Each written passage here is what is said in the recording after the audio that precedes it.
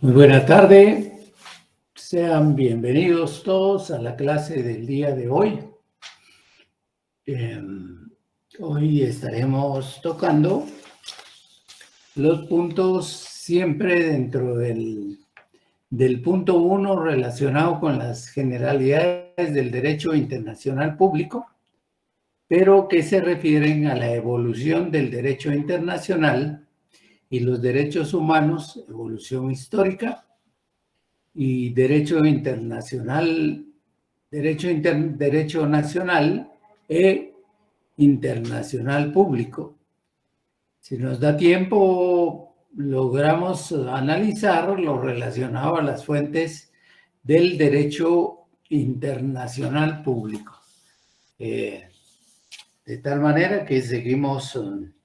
al pie de la letra el programa que contiene todos los puntos de derecho internacional público y que suma en este pensum de estudios de la carrera de abogado y de notario.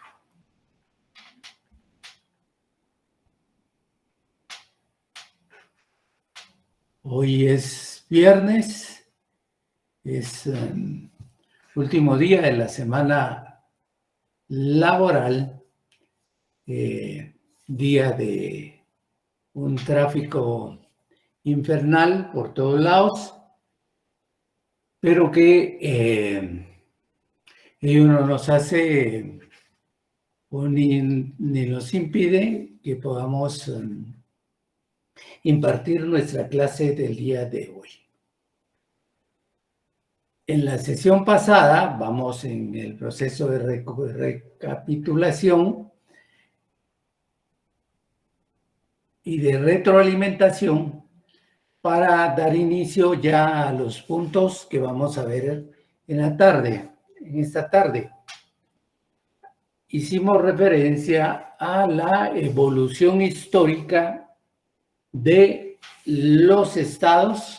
no sin antes haber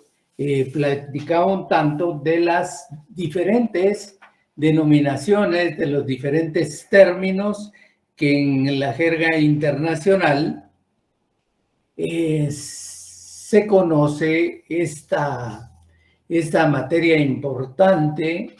del derecho, esta disciplina que tiene sus propias connotaciones, sus particulares elementos y que la hace ser lo que es dentro de la realidad y el mundo jurídico, tanto a nivel interno como a nivel internacional. Dijimos de las escuelas, de la evolución histórica del derecho internacional público, que existían dos escuelas que básicamente son posicionamientos de conocimiento para tratar de explicar lo que significa el derecho internacional público. Y de esa parte dijimos que algunos autores especialistas en derecho internacional público hacen coincidir o explican el nacimiento o el surgimiento de normas de derecho internacional con el aparecimiento de algunas entidades, de algunas formaciones jurídico, político, social y cultural que se interrelacionan con otras entidades del mismo tipo, intercambiando productos, relacionándose de manera cultural y teniendo transacciones de tipo económico, mercantil y mercantil fundamentalmente. Entonces, de eso hace referencia a sociedades específicas como lo fue Fenicia, Egipto, que en su momento jugaron un rol muy importante dentro del escenario de su posición geográfica, dentro de su posición geoestratégica. La otra posición es la que fija como nacimiento del derecho internacional público la formación o el nacimiento, el surgimiento de los estados modernos, que estos aparecen con la desaparición o la desintegración del Sacro Imperio. Se dice que en la actualidad y en la Edad Media florecieron sus sociedades de tendencia y carácter individualista con conciencia y vocación conquistadora. En las mismas, el derecho internacional, tal como lo conocemos hoy, no existía. Toda vez que entonces ahí aplicaba el derecho del más fuerte, como que situándose en el estadio de la primera fase del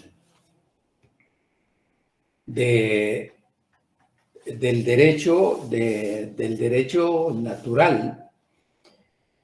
Luego hace referencia a que los chinos tenían también una concepción universal muy propia de su tradición legendaria, y en la cual reconocían a un emperador chino que su poder venía o emanaba del cielo. Los judíos, que no reconocían igualdad jurídica, las sociedades politeístas, era otra sociedad que dentro de ese espacio geográfico tenían relación con las diferentes, podríamos decir, culturas, con las distintas tribus que en el mismo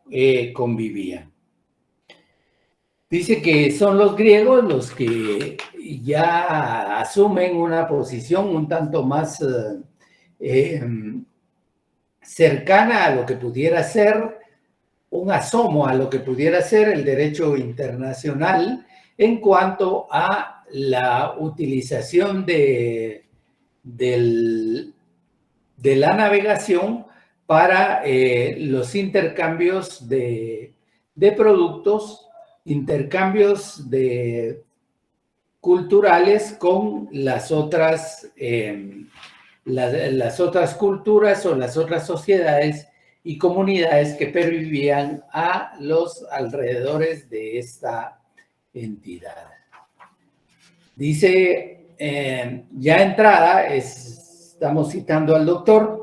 ya entrada a nuestra era cristiana, todavía encontramos sociedades de tendencia universalista, tales como las sociedades islámicas, que fueron hostiles a reconocer la igualdad y respetar la integridad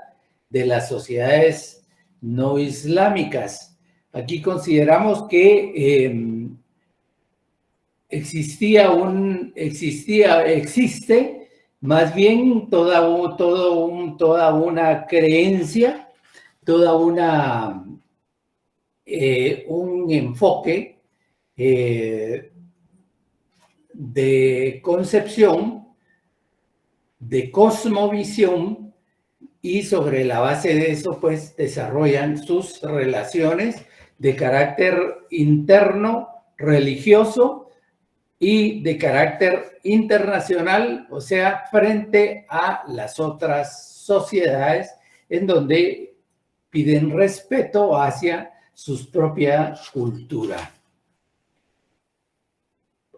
hace referencia el doctor a la sociedad formada por el Sacro Imperio Romano, que concibía toda la humanidad sujeta a una doble autoridad: temporal, el emperador, y espiritual, el papa, por consiguiente con vocación universal. Aquí no es toda la humanidad la que está sujeta a este poder temporal. Básicamente, quienes están sujetos a este sacro imperio son las sociedades que se encuentran aglutinadas alrededor del mismo, de ese imperio sacro romano, y que fundamentalmente son las que se encuentran dentro de la Europa central, y que en la medida en que van saliéndose de la hegemonía y del poder que ejercía la Iglesia para ir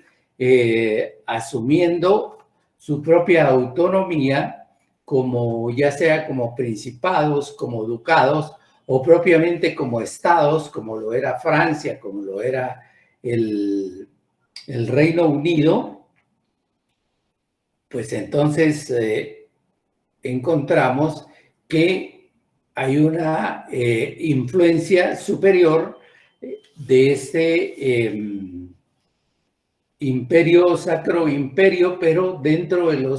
del grupo de sociedades, del grupo de comunidades y del grupo de Estado que se encontraba bajo su propia protección y bajo su propia autoridad y relación de carácter religioso y cultural. Por último, pues luego tenemos lo que son la formación de estados. ¿Cuándo aparece esta formación de estados y qué impacto tiene ante esta comunidad de múltiples religiones, de múltiples creencias, de una multiplicidad cultural, de una lengua o un idioma propio de cada uno de ellos? Todo ello resulta o impacta como resultado de la disolución del Sacro Imperio, y que tiene su, podríamos decir, repercusión en la paz de Westfalia, que es la que le pone fin a los 30 años de guerra en los cuales se mantenían sumergidos los estados. Dice el doctor que el derecho internacional nace con la desintegración del Sacro Imperio Romano. Este dio lugar a la formación de unidades de diferentes denominaciones. Naciones como Francia establece Gran Bretaña, y ahí los ducados, los principados, los reinados, que van ganándole al papado cada día más poder, y que los hace en consecuencia de ellos organizaciones políticas, sociales, culturales, que con el tiempo se van convirtiendo en unidades soberanas que representan estados con territorio propio. Entonces dice que esta desintegración que se produce como resultado de la disolución del Sacro Imperio, a todo ello, a esa disolución, se suma, dice, el despertar o la ascendencia del comercio internacional que ya permite el desplazamiento de las personas de un lugar a otro y con ello la creación de figuras y de relacionamiento de las personas entre sí. Luego,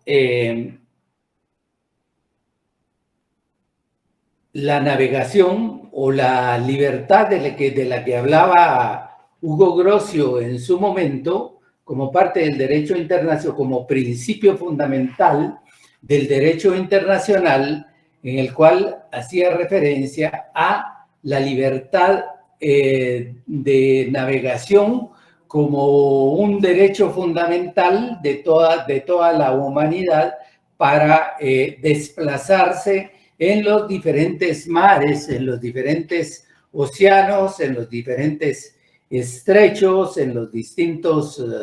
canales que de forma artificial vayan creando los propios estados. O sea que la navegación juega un rol bastante importante también en el desarrollo mismo del derecho internacional público, porque permite las comunicaciones, el intercambio, el comercio dentro de, entre los propios estados.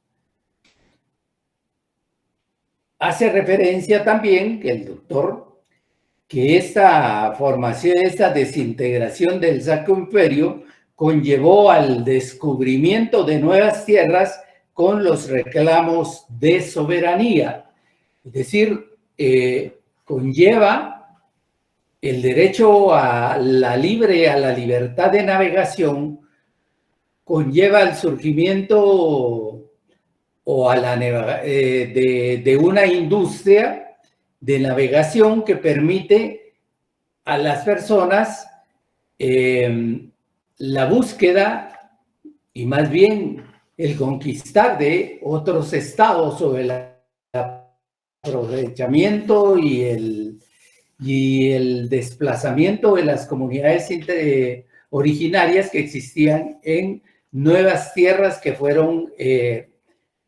descubiertas por estas gentes para sus propios intereses y en desmedro de las comunidades originarias que existían en las mismas. Por último, hace referencia también el doctor en la formación, cuando hace referencia al 4.2, la formación de estados, que inicia con la desintegración del Sacro Imperio, que fueron los efectos que va creando, hace referencia al desplazamiento de la fuerza de trabajo por medio de la trata de esclavos. Es decir, cuando la Europa se apropia de los recursos propios que existían en el África, cuando se reparten el África como un continente del sur único y soberano, pero que sin embargo lo someten y de ahí inclusive extraen el recurso humano, dicen ellos, a las personas que las extraen y las ponen en algunas en depósitos del Caribe y que son trasladadas a los Estados Unidos de América y a otros lugares en donde son objeto de venta, toda vez que siendo esclavos no les es reconocido como tal la calidad de seres humanos, la calidad de personas con opciones de derechos y de obligaciones. Hace referencia que además de toda esa disolución y de esa desintegración, contribuye las mejoras en las técnicas de navegación, pues básicamente en la medida en que van desplazándose con mayor frecuencia, van encontrando otras respuestas técnicas que aplican al desarrollo de la navegación. Y dentro de ello también las técnicas militares con la utilización de nuevas armas que permiten en un momento determinado la proliferación de la guerra más o menos largas. Por eso es que alguno de sus autores en su momento indicaba que el derecho internacional público era reconocido en ese instante de inicios de sus albores como el derecho de la guerra, circunstancia que fue evolucionando, y el derecho internacional público, en la medida en que logra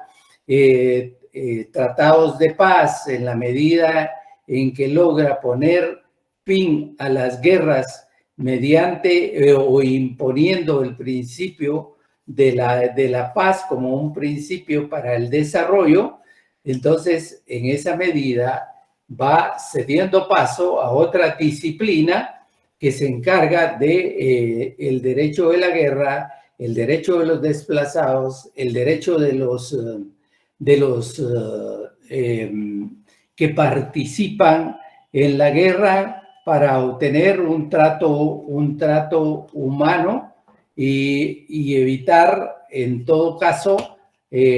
la violencia física que pueda recaer como un medio de tortura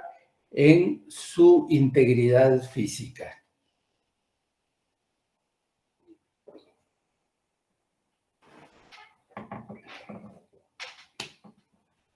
Dice que el doctor, vean que me voy basando siempre en el escrito, en el manual del doctor Carlos Larios Ochaita.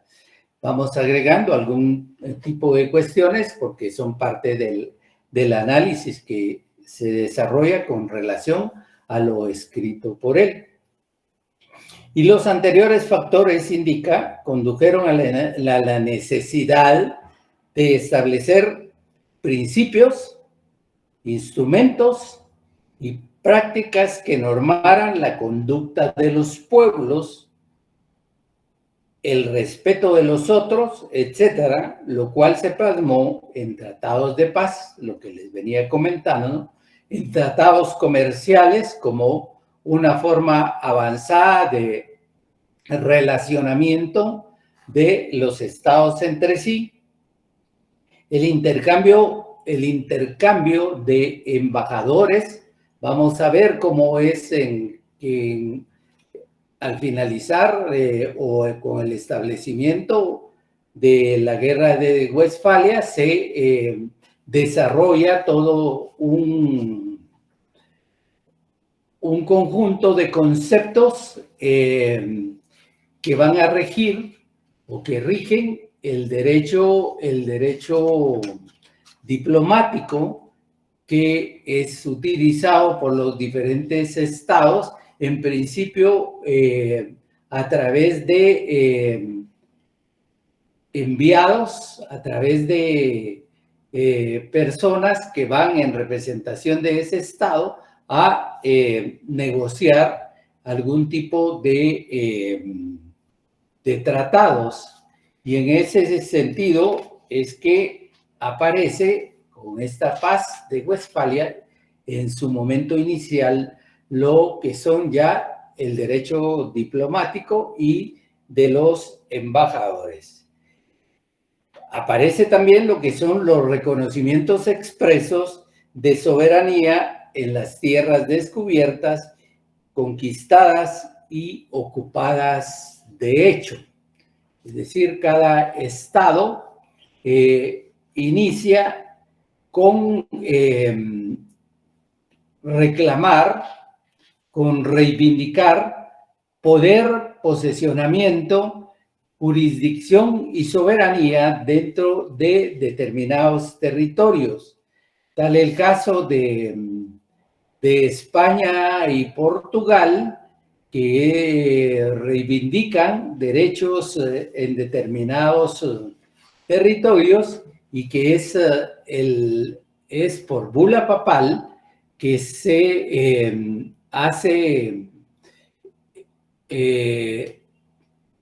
reparte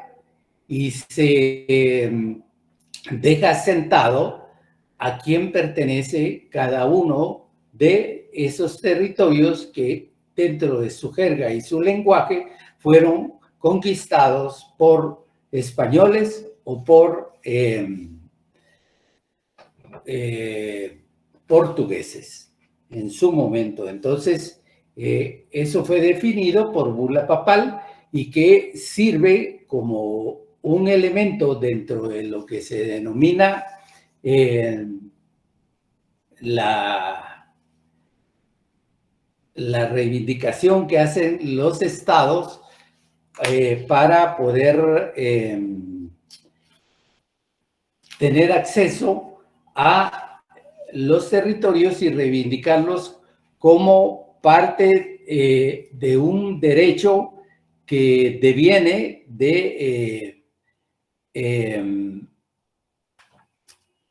una bula papal como un elemento jurídico importante y un antecedente histórico para que ellos puedan hacer uso de ese territorio y en el mismo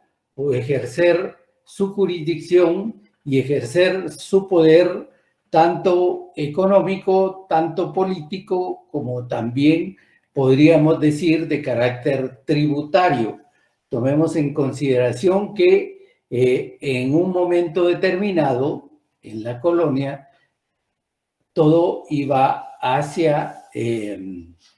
el rey y como resultado de eso pues a él se le tributaba tomando en consideración que él era el soberano, que su poder venía de la divinidad y como resultado de ello estaban sometidas todas las comunidades, estaban sometidos todos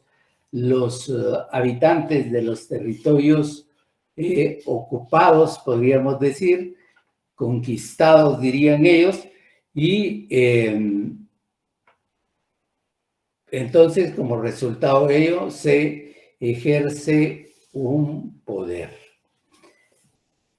Con posterioridad, dice el autor, el doctor Carlos Larios, que durante esta época brillaron autores distintos que trataron de darle una significación al derecho internacional público y que contribuyeron en cierta medida también al desarrollo de algunas figuras del derecho internacional que hoy forman parte también del derecho internacional, pero partiendo en un momento especial del significado del derecho natural o el derecho de gentes, como lo denomina el autor Hugo Grocio allá por 1600, y es al que se le considera como el padre del derecho internacional, toda vez que era un personaje polifacético, diplomático, historiador, jurista, teólogo también, embajador, y que por el conocimiento del derecho que tenía y también del derecho diplomático, es nombrado como embajador de Suecia en París para los últimos 10 años de su vida. Y para él, la base de todo derecho es el derecho natural. comprendido este derecho como un conjunto de leyes derivados de la razón universal que se resume en dos grandes principios. El primero establece que todo daño exige reparación. Todo daño exige reparación, y eso lo vamos a ver replicado en las medidas que se toman para lograr que un Estado que ha agredido a otro repare los daños que le ha ocasionado, cumpla con el pago de los perjuicios que se han derivado como respuesta o como consecuencia del daño sufrido por el Estado agredido. Y entonces eso se recoge en una de las formas para buscar solución a los conflictos que surgen también del derecho internacional público. Luego establece el otro principio que dice libertad de navegación en los mares. Él hace referencia, es uno de los primeros en reivindicar esa libertad para que la humanidad, para que las sociedades puedan trasladarse por medio de la navegación y realizar sus diversos negociaciones, transacciones de diferente índole, de carácter comercial, de carácter mercantil.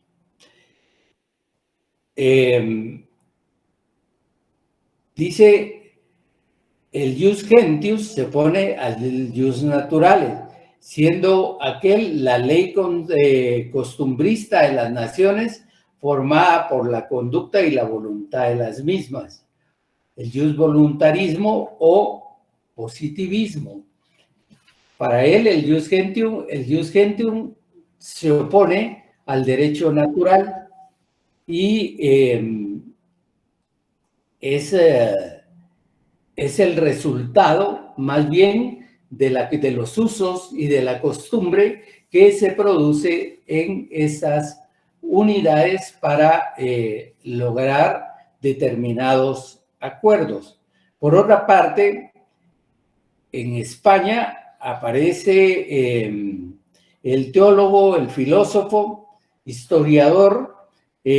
Francisco de Vitoria y Francisco Suárez, quienes fundamentan sus teorías en la Suma Teológica de Santo Tomás de Aquino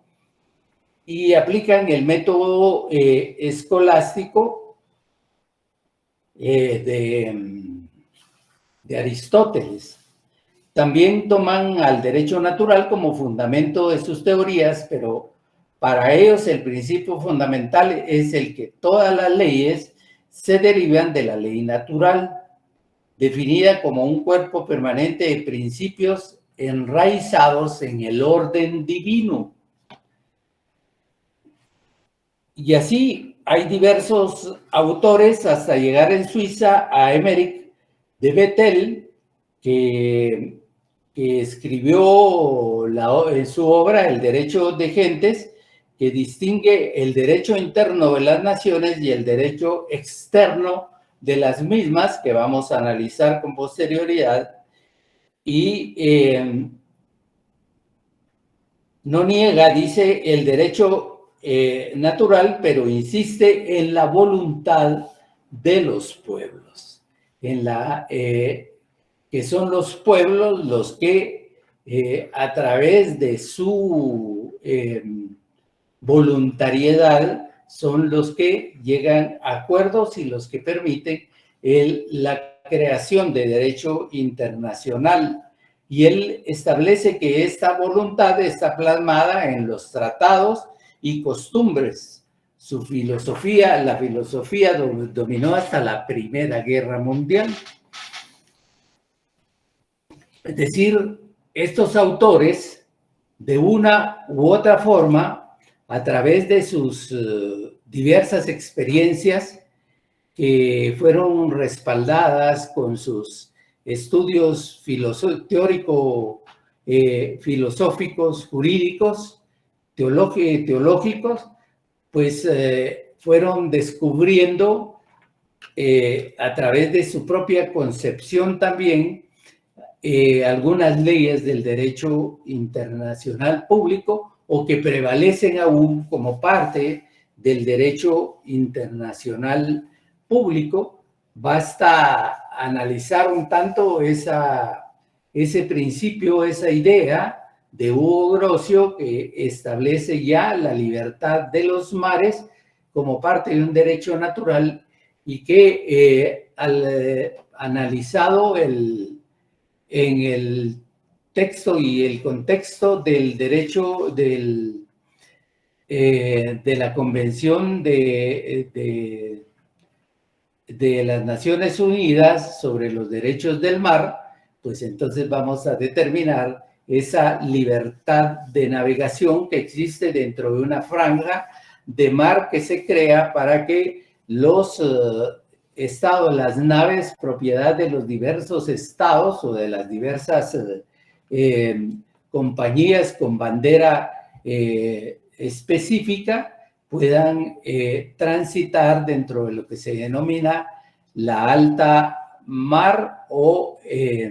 la zona del mar internacional o las aguas internacionales.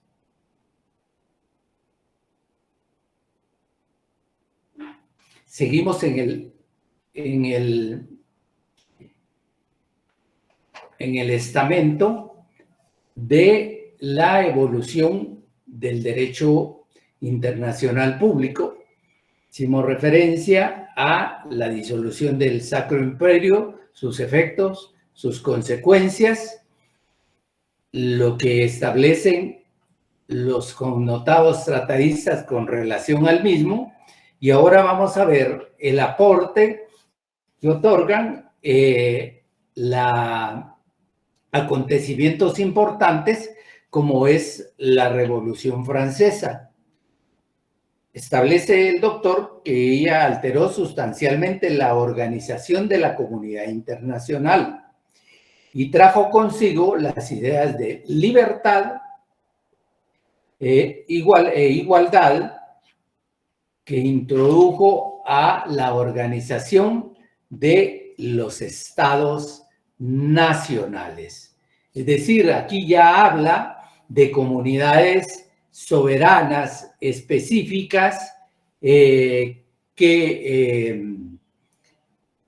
trascienden en los estados o que más bien perviven dentro en el marco de los estados, a diferencia de lo que determinaba el Sacro Imperio, que tenía en su égida, bajo su poder, una serie de ducados, de principados, de reinados, en los cuales ejercía cierta influencia determinada. Pero aquí ya aparece una idea de un Estado nacional que tiene igualdad, que tiene libertad, que goza de independencia, de derechos, y que eso lo trasciende hacia el conjunto de sus ciudadanos. Dice la idea de organización de la igualdad de derechos para todos y la libertad de mares para el mundo. Ya crea también o reafirma este principio de libertad de los mares para todos. En 1814, dice, surge la primera forma de gobierno internacional que Esto es una finalidad de contradecir los principios que se habían alcanzado con la misma Revolución Francesa y que se trata de restablecer el Sacro Imperio que se disolvió con anterioridad. Dice 1814 surge la primera forma de gobierno internacional a cargo de Austria, Prusia, Gran Bretaña y Rusia. Y más tarde se forma la Santa Alianza con Austria, Prusia y Rusia. Y en 1818, la tetrarquía de 1814, se une Francia, convirtiéndose en petarquía que tenía como fin restaurar el dominio de la monarquía en Europa y borrar los logros revolucionarios, lo que se había alcanzado con la Revolución Francesa. Dice, con fuerte personalidad internacional y poderío, proclama la doctrina Monroe destinada a frenar las ambiciones europeas en América y declarando los principios de no colonización, aislamiento y no intervención. Vemos entonces dos situaciones acá con esto muy específicas. Uno, con el establecimiento de la Santa Alianza, que tiene una finalidad y un objetivo concreto de revertir los alcances de la misma Revolución Francesa. Y por otro lado, la declaratoria y la manifestación de una doctrina de carácter estadounidense, vamos a decir, que supuestamente pretende proteger a todo el continente americano de invasiones y de guerras de carácter internacional o de agresiones europeas en nuestros territorios. De ello surgió la idea de que la América, para los americanos, entendiendo la América como los Estados Unidos integrados como una federación, integrados por estados federales, y que los otros serían el patio trasero de esta supuesta doctrina de protección, de protectorado, que en definitiva lo que se traduce es en el saqueo de los recursos de esos territorios americanos. Eso es lo que se produce con respecto a la Revolución Francesa y los aportes que otorga a el derecho internacional público. Dice, se establece que esta misma está basada en el concepto soberano nacional, estableciendo el principio de integridad territorial como fundamento de la existencia de los estados. Es decir, ya vemos la creación de los estados de los estados nacionales con soberanía propia que les permite defenderse o defender su territorio, su población, su ordenamiento jurídico, sus leyes, sus costumbres y de cualquier otro que quiera venir a afectarlos. ¿Cuál es la consecuencia de la paz de Westfalia? Dice que se firmó el 15 de mayo y 24 de octubre de 1648. Finalizaron la guerra de los 30 años y ello dio lugar al primer congreso diplomático moderno e inició un nuevo orden europeo occidental o europeo central. Vemos que con esa paz de Westfalia se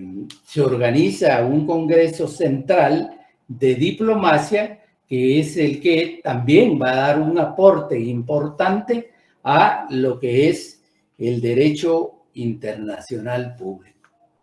Luego tenemos que en ese proceso mismo de los estados entre sí y de sus diferencias y conflictos, en el año de 1914 se produce la Primera Guerra Mundial, que generó alrededor de 8 millones de personas fallecidas, por lo tanto de heridos y desplazados a nivel internacional. Lo que le pone fin a esta guerra tan cruenta, tan terrible y horrorosa, es la paz de Versalles, en donde surge dentro del Tratado de Versalles la creación de una sociedad de naciones que se encargará de velar por todos por el establecimiento de la paz, por el equilibrio dentro de los mismos y por la creación de todo un ordenamiento jurídico de carácter internacional al cual los estados se comprometerán a no realizar o no acudir a acciones bélicas para solucionar los conflictos. Se crea esta sociedad de naciones, sin embargo, la misma no nace con la fortaleza necesaria y la estabilidad, podríamos decir, que se requiere para llevar avante una acción de tremendas exigencias, como lo es el establecimiento de la paz. Toda vez que encontramos que los Estados Unidos, el Congreso de los Estados Unidos no permite el acceso de esta nación a la Sociedad de Naciones. Y tampoco dentro de esta misma organización se permite el acceso a aquellas entidades que fueron las vencidas, como Japón, Alemania, que van a ingresar con posterioridad, pero ya luego perfilándose a la realización de una tercera, ni Dios quiera, perfilándose a la acción de una Segunda Guerra Mundial, pues no tienen un rol comprometido dentro de esta sociedad de naciones, y es a partir de 1939 cuando se produce la Segunda Conflagración Mundial, en la cual Alemania invade una serie de países de la Europa central, va creando ciertos fraccionamientos en esas mismas ciudades como Polonia, en donde va concentrando personas que ellos consideran no son de la simpatía del régimen, y va creando un partido de principios racistas que no aceptan otro tipo de razas más que la de ellos. Entonces tenemos la Segunda Guerra Mundial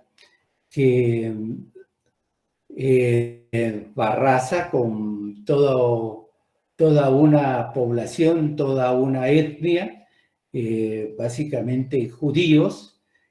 Entonces persigue judíos, persigue gitanos, persigue comunistas, según ellos, y por ello también es que declaran la guerra a la, en ese entonces, Unión de Repúblicas Socialistas, la Unión Soviética, que luego los va a vencer con con la batalla de Stalingrado. Y con posterioridad logra liberar lo que es el campo de concentración como Auschwitz, en donde estaban los hornos en los cuales se quemaba a la gente. A la par de todo ese, a la par que va surgiendo todo ese escenario de guerra, encontramos también que se van produciendo acercamientos dentro de imperios, podemos hablar, como es el Reino Unido, con Churchill, y los Estados Unidos con Roosevelt, que son los que van buscando algunas formas y normas para lograr el establecimiento de la paz. Y es así como encontramos que en 1941 aproximadamente, en el Atlántico, unos de los acorazados del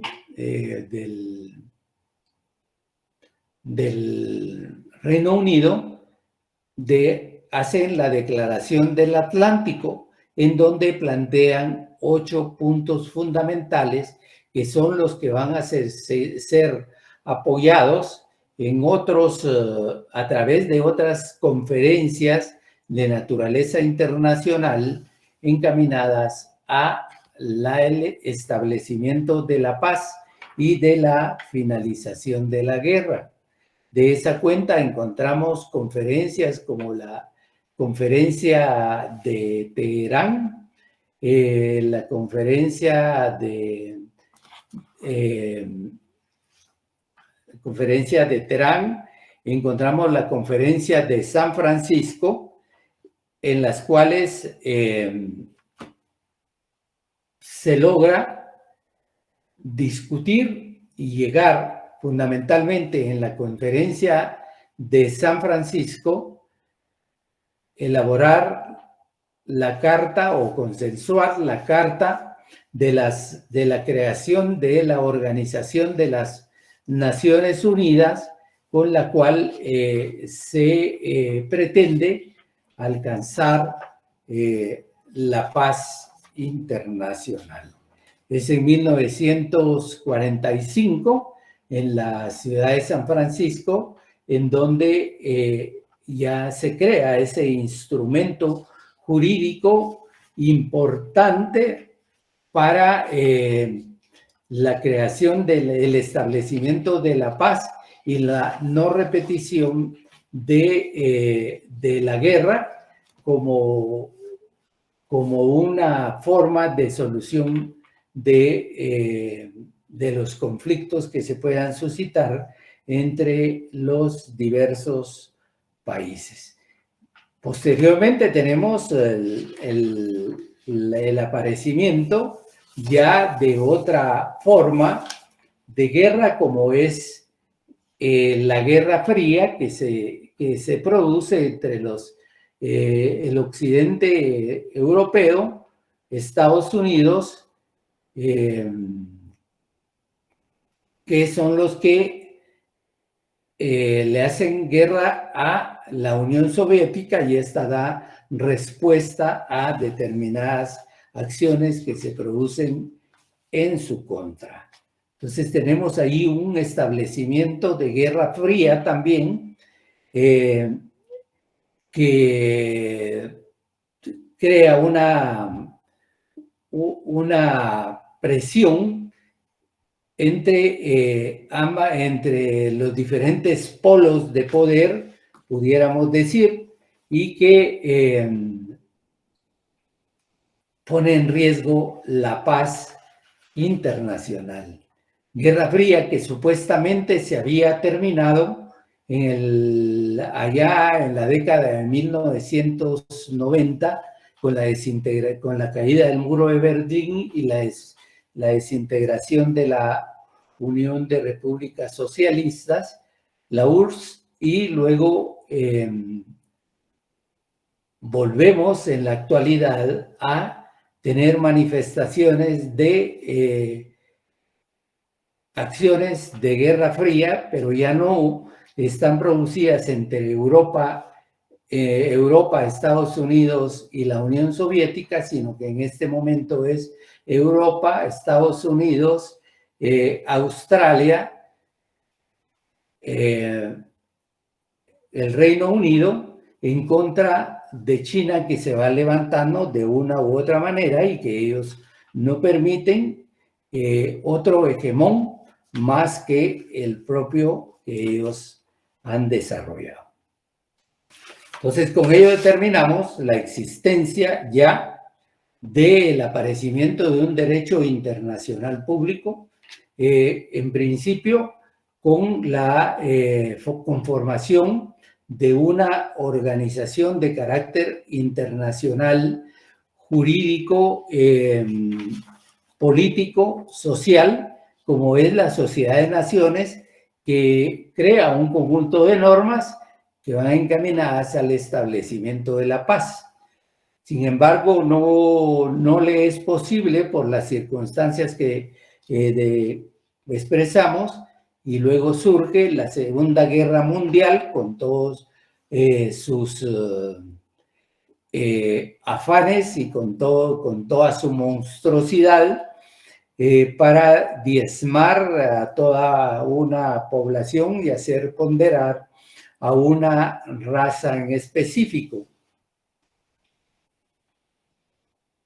El aparecimiento, el surgimiento, la creación de la Organización de Naciones Unidas con una carta que rige a todas las sociedades o a todos los estados del mundo, estableciendo conceptos, propósitos y principios, así como órganos que son los que se encargarán de mantener la solidaridad, de mantener la colaboración, la cooperación internacional y la paz mundial. Situación que no vemos en estos momentos, en los que se produjo un terremoto en Turquía y en Siria, y encontramos que la respuesta europea, de la Europa Schengen, no va por ningún sentido a prestar cooperación, ayuda humanitaria a Siria, sino más bien a Turquía, y deja por un lado a Siria, que es la que ha sufrido una serie de situaciones de carácter bélico a partir de 1912 y que se encuentra no solo bajo una situación de dificultad en cuanto a su progreso y desarrollo, porque también tiene una serie de sanciones que le han sido, sanciones unilaterales que le han sido colocadas por parte de este grupo occidental y que en la actualidad tampoco permite los actos humanitarios, argumentando la existencia de sanciones unilaterales. Pero eso es entonces lo que vemos como una organización de Naciones Unidas nace bajo esos principios de solidaridad, de cooperación, de desarrollo entre los pueblos, pero en la práctica encontramos un silencio total por parte de esta organización frente a situaciones de carácter natural, porque es la naturaleza la que en un momento nos hace recordar que sencillamente somos ínfimos seres humanos y que con un movimiento simple puede terminar con una cantidad bastante considerable de habitantes de un país. Recordemos nosotros, bueno, ustedes todavía no habían nacido, pero el terremoto de 1976 en Guatemala, que produjo una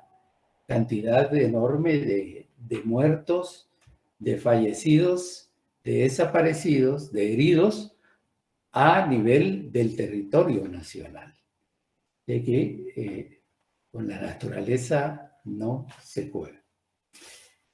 Veamos, finalizamos acá, aun y cuando este derecho internacional sigue sigue conformándose, sigue avanzando, desarrollando, creando nuevos grupos de solidaridad, nuevos grupos de desarrollo y de cooperación que van fijando objetivos de la multilateralidad, de creación de diversos polos de poder multicéntricos con una finalidad determinada de poder avanzar en el desarrollo de sus propias naciones.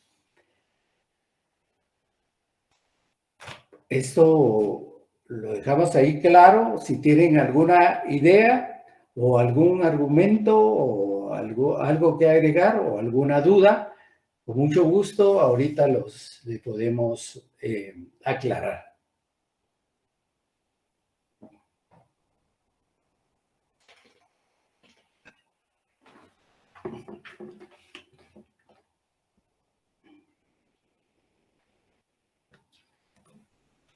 Parece que el sueño los dominó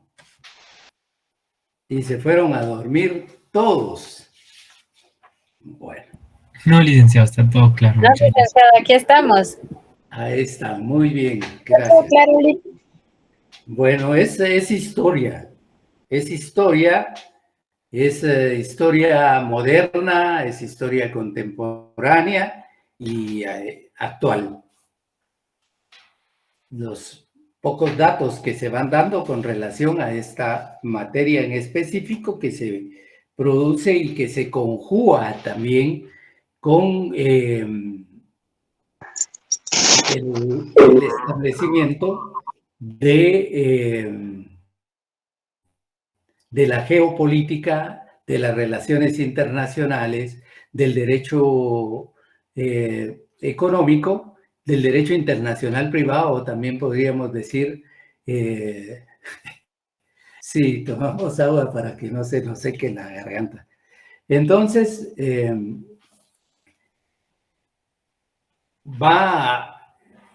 todo eso va marcando un desarrollo que genera creación de normas jurídicas de carácter internacional público, que genera normas en las cuales se conforman diversos grupos, diversos organismos, diversas organizaciones, con una idea fundamental de integración entre los mismos para lograr un avance, un respeto y desarrollo del derecho internacional público. Veamos entonces la diferencia que existe en cuanto a la existencia del derecho internacional público y del derecho interno. Cuando hablamos del derecho interno, hacemos referencia al derecho doméstico, al ordenamiento jurídico que crea el Estado y que sirve para regular la conducta de todos sus conciudadanos, de todos sus gobernados y administrados dentro del propio Estado, pero que en un momento dado también este derecho interno trasciende a lugares específicos y específicos, del país, entendiéndose como también una extensión de soberanía del Estado en las naves y en las aeronaves, en los buques y todo aquello que lleve bandera guatemalteca. También encontramos el ejercicio o la extensión de esta soberanía en todos aquellos lugares que se constituyen como un territorio del Estado para representar al mismo en países que los han recibido como tales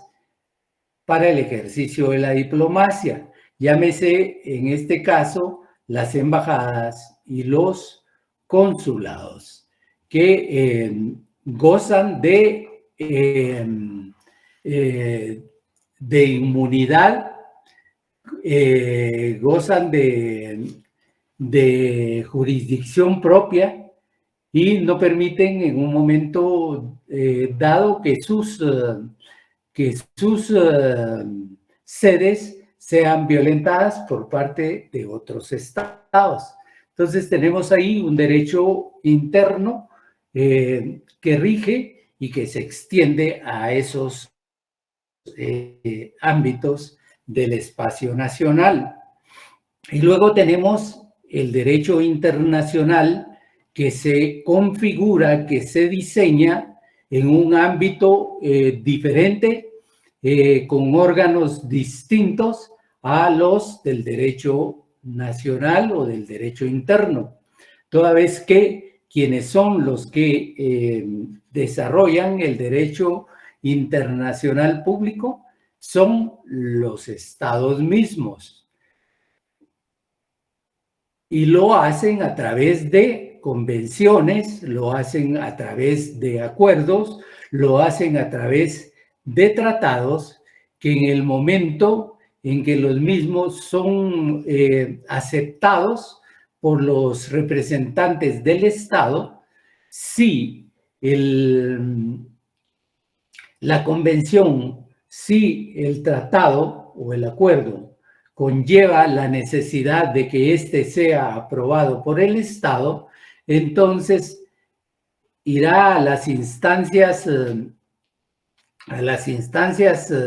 nacionales correspondientes, al organismo legislativo, en este caso particular, para su aprobación y luego para su sanción al Ejecutivo. Entonces, surgiendo ahí que este tratado pasa a ser derecho interno en virtud de que fue aprobado por los estados. Denme un minuto, ya vuelvo.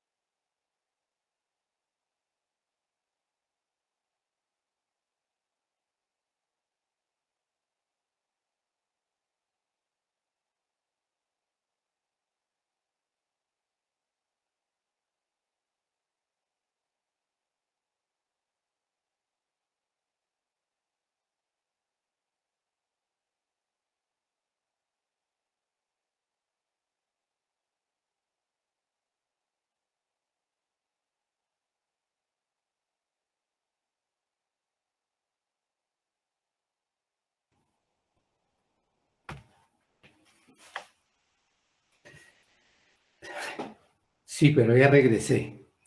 Me fui, pero ya regresé en un minuto. Y fue el que le pedí. Bueno, entonces, con ese preámbulo, vamos a tratar de explicar cierta discusioncita que existe dentro del marco académico y dentro de la realidad también, como es el hecho de que si el derecho interno es uno y el derecho internacional es otro, es decir, que si son ámbitos distintos, separados, y que si tienen alguna diferencia entre sí. Y dice el doctor que la discusión tradicionalmente dio origen a dos escuelas. Aquí sí hablamos de escuelas. Una que es dualista, porque ahí maneja dos términos, y la escuela monista, es decir, para ellos uno. Y entonces, con la escuela dualista, afirma que esta es una cuestión más teórica que real, pero en la realidad se produce y se discute. Y dice que la realidad apoyada por la jurisprudencia, la legislación interna y la doctrina moderna han demostrado que existen dos órdenes, por eso es dualista, dos órdenes diferentes, cada uno con sus propias reglas. Y entonces lo trata de explicar de la siguiente manera. Dice, primero, existen sujetos diferentes, estados e individuos. En unos son los estados y en los otros son los individuos. Por eso son sujetos diferentes. Uno, un ente ficticio colectivo que representa los intereses de toda una población, y lo otro establece son las personas, son los individuos en particular. Dice, tiene fuentes diferentes en su prioridad. Es decir, uno emana de los tratados, de las costumbres, emana también de la convencionalidad, de los acuerdos, y el otro emana, su fuente principal de creación es la ley. Dice, las normas internacionales obligan a los individuos solo cuando han sido aprobados por los estados a través de su órgano competente que la ratifica, incorporándola a su sistema jurídico interno. Lo que hablábamos, cuando los tratados, cuando los convenios requieren, o en el mismo se establece que se requiere de la aprobación de los mismos por parte de un órgano especializado o específico que se encargue de la aprobación de estos tratados a nivel interno, entonces será el organismo legislativo el que emita su aprobación, y luego el organismo ejecutivo que procederá a su ejecución, y en ese sentido se procederá a la incorporación a su sistema interno. Entonces tiene tres posturas: sujetos diferentes, fuentes diferentes y la incorporación de normas, o la incorporación de estos instrumentos jurídicos al derecho interno por medio del órgano encargado de realizar esta aprobación. En segundo lugar, deberíamos decir, o la otra escuela, que es la monista, afirma que el derecho interno y el derecho internacional forman un solo orden armónico y son manifestaciones de un solo concepto. En este caso, en caso de conflicto entre derecho interno y derecho externo, algunos afirman que debe de prevalecer el derecho interno, otros que debe ser el derecho externo. Aquellos que sostienen esta segunda modalidad lo fundamentan en la posibilidad de que exista oposición entre el derecho interno y el derecho externo. Sin embargo, sobre esto, algunos sostienen que sí puede existir la posibilidad de oposición, pero que en tal caso la oposición tendrá solamente efectos internos y ser provisional hasta que él o los estados afectados soliciten su derogación y deberá obligatoriamente adecuarse al derecho internacional. Es decir, existe solo un concepto, el derecho internacional y el derecho interno no forman un derecho diferente, sino que al contrario, son parte de un derecho único que en un momento determinado, pero que en el momento de una diferenciación debe prevalecer el derecho interno, toda vez que los instrumentos jurídicos internacionales o las normas jurídicas internacionales han pasado a ser parte del derecho interno. También existe una tercera escuela, que es una escuela conciliadora o coordinadora. Eso significa que los estados o estas disciplinas jurídicas del derecho se posicionarán una a nivel de coordinación y otra en forma de conciliación, y las describe así. Dice, al igual que las monistas de la unificación de las distintas ramas jurídicas en un solo sistema, pero se diferencian en que las relaciones entre ambas son de coordinación y no de subordinación. Significa que el derecho internacional no supedita al derecho interno, ni el derecho interno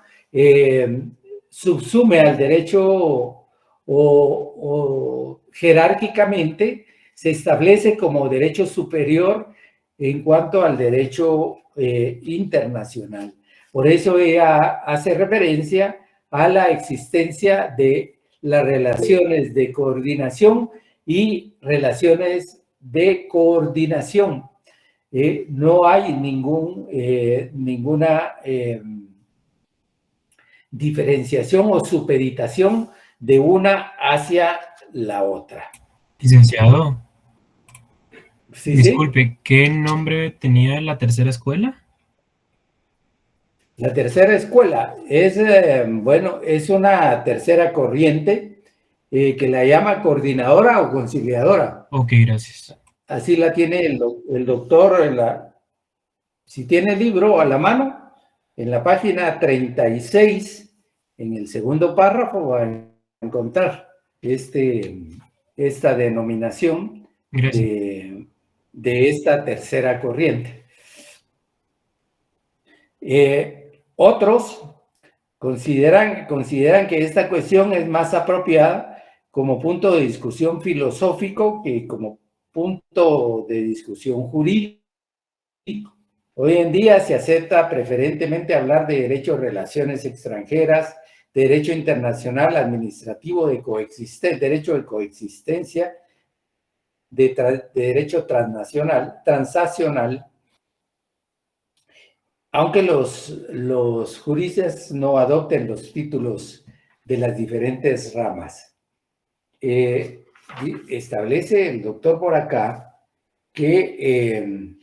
en Guatemala indica, en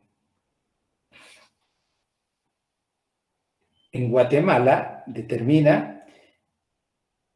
que la Constitución Política de la República de Guatemala, en el artículo 46, tiene la siguiente disposición. se establece el principio general de que en materia de derechos humanos, subrayemos materia de derechos humanos, los tratados y convenciones aceptados y ratificados por Guatemala tienen preeminencia sobre el derecho interno. Asimismo, el artículo 171, otras atribuciones del Congreso también le impone la atribución de aprobar antes de su ratificación los tratados, convenios o cualquier arreglo internacional cuando afecten leyes vigentes para las que esta Constitución requiere la mayoría de votos. Constituyan compromiso para someter cualquier asunto de decisión judicial a arbitraje internacional,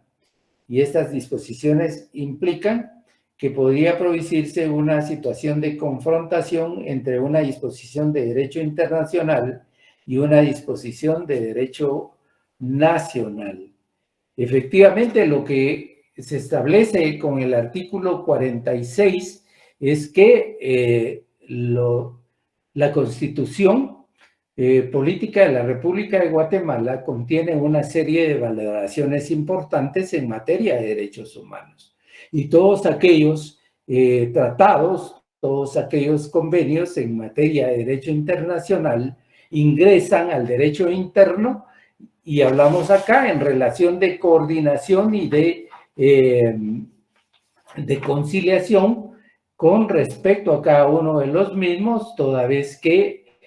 no puede existir entre uno y el otro cierta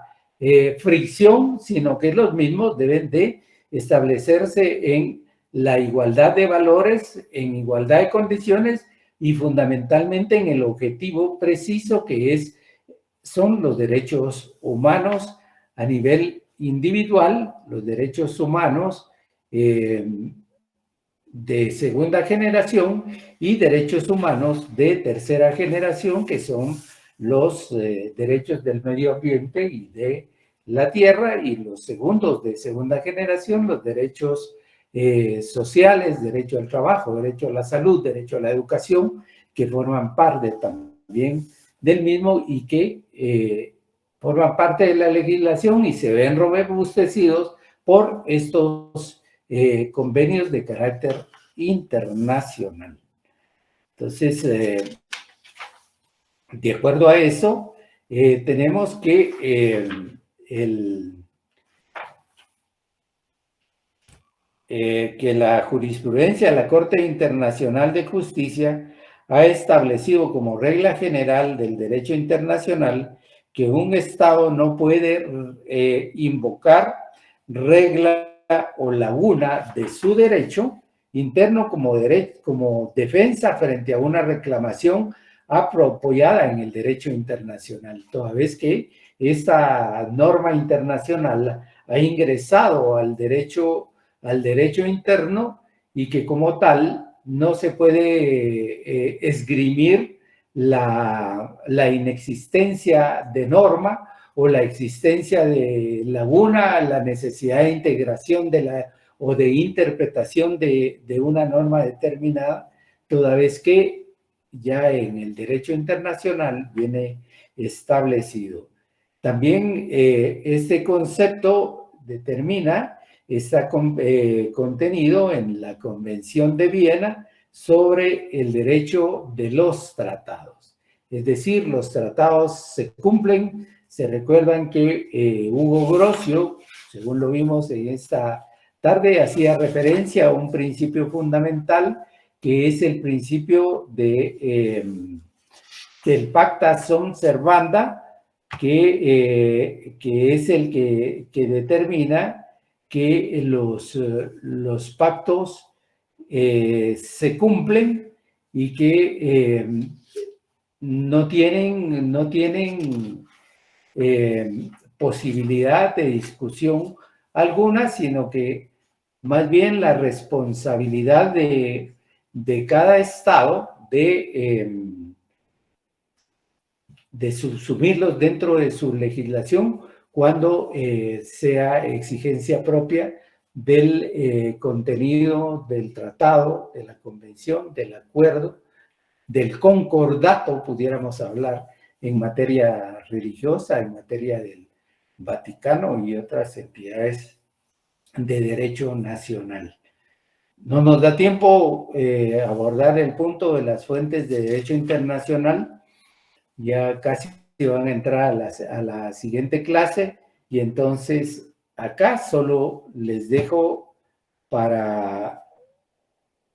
el espacio para ver si tienen algunas inquietudes con respecto a este último punto, que es el derecho nacional y el derecho internacional planteado desde el enfoque de la escuela dualista, de la escuela monista y de la coordinadora y conciliadora del derecho como explicación del derecho internacional.